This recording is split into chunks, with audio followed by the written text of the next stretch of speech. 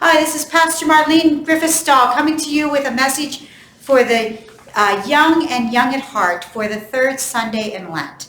And we're looking at our gospel lesson, which is from John chapter 2, verses 13 through 22.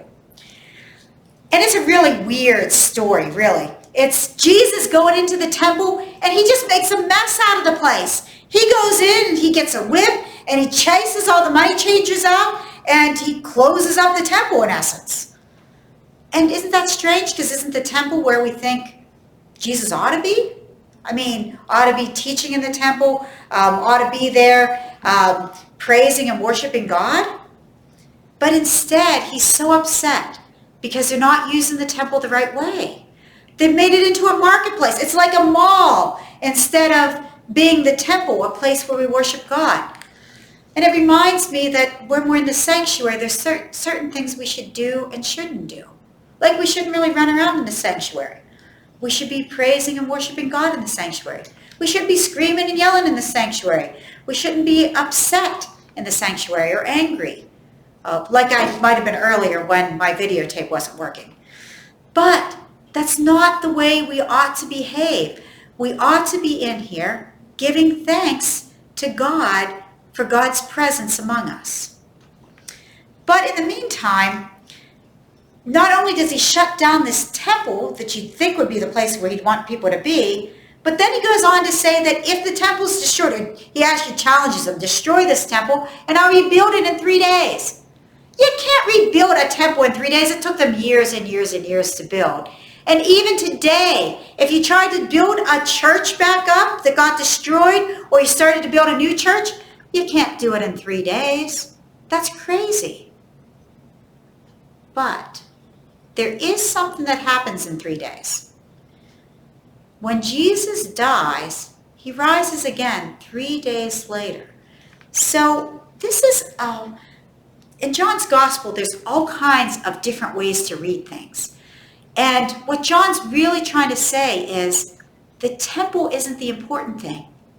Jesus is. Because in Jesus, we have God's very presence. You and I know this, but the people reading John's gospel don't quite know it, the first readers and hearers. And those who are living through this episode don't understand what Jesus is talking about. But you and I understand that Jesus is God.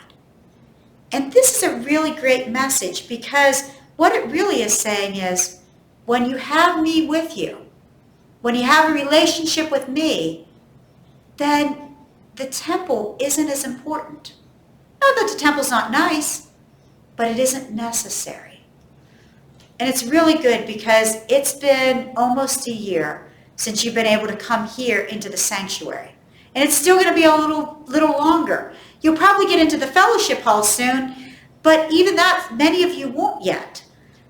And so I want you to remember that the temple or the sanctuary or the church building is not what's most important. What's most important is having Christ in our lives, having Jesus among us. And that's what that's what Jesus is trying to get across in John's gospel. And that's what I want you to know.